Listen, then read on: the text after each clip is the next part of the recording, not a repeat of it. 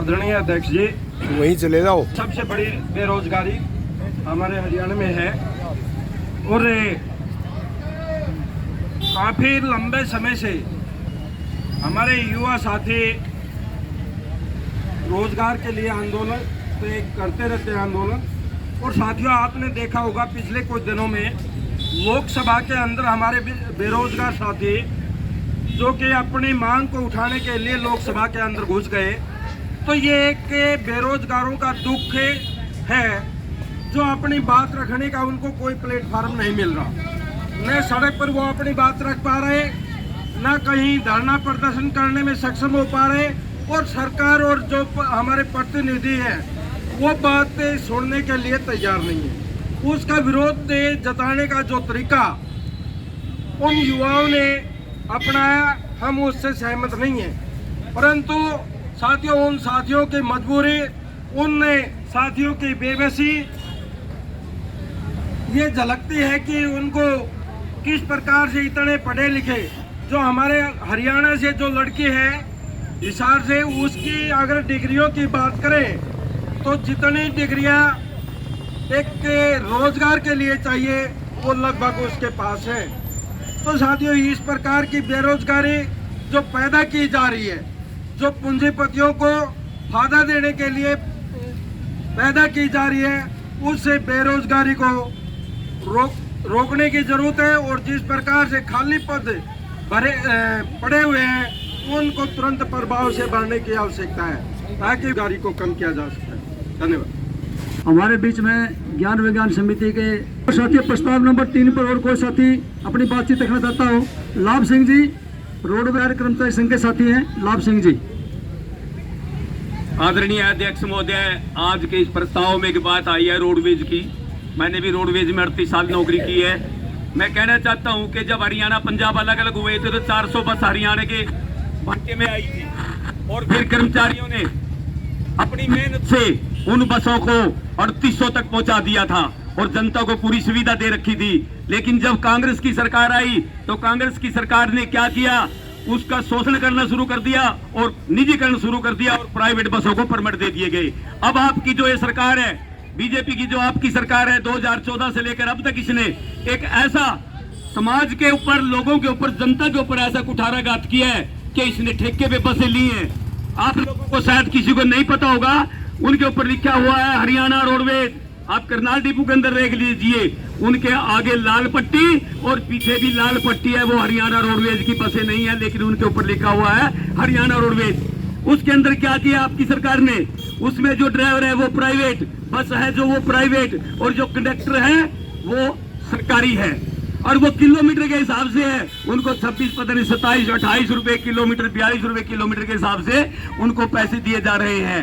वो क्या करते हैं, वो बस को सुबह स्टार्ट करते हैं और वो उसको दौड़ा दौड़ा कर ले जाते हैं, रास्ते में कई सवारियां नहीं उठाते, क्योंकि अगर वो सवारियां उठाएंगे उनका डीजल ज्यादा लगेगा, उनके किलोमीटर कम होंगे। लेकिन उन्होंने तो किलोमीटर अपने हर किलोमीटर के हिसाब से वो पैसे ले रहे हैं। आज के इस प्रस्ताव में जो ये सरकार ने किया है, मैं इसकी निंदा करता हूं और आपके माध्यम से स्पीकर साहब सरकार को कहना चाहते हैं कि निजीकरण को बंद कीजिए। और क्या, आज उनके अंदर जो कंडक्टर, आप पहले जो कंडक्टर होते थे रोजगार विभाग से लिए जाते थे, ड्राइवर रोजगार विभाग से लिए जाते थे, मिस्त्री लिए जाते थे, अब क्या वो शोषण होता है वहां पे, उनके हिसाब से लिए जाते हैं। अभी पीछे भी एक भर्ती आई थी, कंडक्टर लिए जाएंगे, वही बात अब यहाँ से ले लिए, उनको नू बेच देंगे। लेकिन मैं कहना चाहता हूं सरकार से, आपके माध्यम से, सरकार इन नीतियों को बंद करे, निजीकरण को बंद करे और जनता की आवाज को उठाए। आज 18,000 कम से कम जनता के हिसाब से 18,000 बसों की जरूरत है, और ये नई नई बसें लाते हैं, वोल्वो लाते हैं, दूसरी बसें लाते हैं, लेकिन लोकल बस नहीं लाते। जहां गांव के अंदर बच्चे पढ़ने से तंग हैं और लड़कियां भी तंग हैं, बसों के ऊपर छतों पर बैठ करके जाती हैं। इसलिए मैं आपके माध्यम से स्पीकर साहब कहना चाहता हूं, जो ये सरकार ने ये नीतियां लगाई हैं, हम इनका विरोध करते हैं और आप हमारी बात सरकार तक पहुंचाए। आपका बहुत बहुत धन्यवाद। साथी बात रखना चाहता हूँ, साथी बात रखना चाहता हूँ। अध्यक्ष महोदय, सर्व कर्मचारी संघ के साथी, सभी संगठनों के साथी यहाँ पर आए हैं, धन्यवाद है। ये जो मनरेगा की बातचीत आई है, इसमें एक बात जोड़ने की बात है जो गांव के अंदर मनरेगा का काम चलता है उसमें 3 टाइम ऑनलाइन हाजिरी लगती है, 3 टाइम ऑनलाइन हाजिरी लगती है मोबाइल के जरिए, और सरकार की तरफ से इसमें कोई सुविधा उपलब्ध नहीं करवाई गई है। और जिनकी हाजिरी लग जाती है ऑनलाइन, नेटवर्किंग की वजह से भी है या कोई सिस्टम में प्रॉब्लम की वजह से भी, अगर किसी की हाजिरी लगी वो काम पे जाएगा, और जिसकी हाजिरी नहीं लगेगी वो अपने घर वापसी जाएगा। इसमें ऐसा भी सरकार ने, खासकर हरियाणा सरकार ने ये प्रावधान लागू किया है। हमारी मांग ये है भी अगर सरकार ऐसा करना चाहती है तो सुविधा भी सरकार उपलब्ध कराए। तो साथी और कोई साथी इस आदरणीय अध्यक्ष जी और तमाम सम्मानित साथियों, तो देश की आज़ादी के बाद और हरियाणा प्रांत बनने के बाद शुरुआती दौर में 1981 का अगर आप लोग आंकड़ा उठाओगे तब 1 करोड़ 20 लाख लोग, 3.5 लाख पक्के कर्मचारी, सेवा का जो क्षेत्र है तमाम तरिया का, आपका बिजली का उद्योग है, कृषि का उद्योग है, यूनिवर्सिटी है, तमाम जो शोध के जो यूनिवर्सिटी है, आपका उज्जैनी का है, NDRI है, CSRI है, कितने ही जो महकमे है, तमाम जगह नहरों पर, सड़कों पर, बेलदार, तमाम तरिया का काम करने वाले जो लोग पक्की नौकरी में जो आए, आस्ता आस्ता रिटायर होकर चले गए लोग, उनकी जगह पक्की भर्ती नहीं है।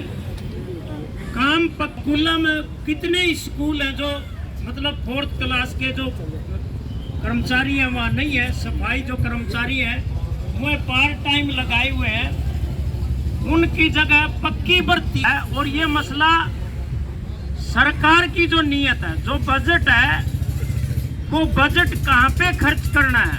हम बजट में सभी लोग हिस्सा डालते हैं, सुबह से शाम तक जो भी तमाम सामान जो इस्तेमाल कर रहे हैं, सरकार के खजाने में जो बजट जावा है, जो पैसा जावा है, सरकार की जो मंशा है उस बजट में जो बड़े अमीर घराने हैं उनके जो आंकड़े हैं, उनकी तरफ जो निजीकरण का जो मेरे साथी ने जो इशारा कराया है, तमाम जो संसाधन है वो बड़े सरमाएदारों के हाथों पिछले ही दिनों, चाहे वो उनके मुनाफे पे है या उनका जो अलग अलग अमीरी और गरीबी के बीच की जो खाई लगातार जो चोरी हुई है, इस पर अगर अंकुश लगाना है तो शिक्षा के क्षेत्र में, स्वास्थ्य के क्षेत्र में और रोजगार के तमाम जो संसाधन हैं वो अगर आप अपने प्रदेश की जनता को देंगे तो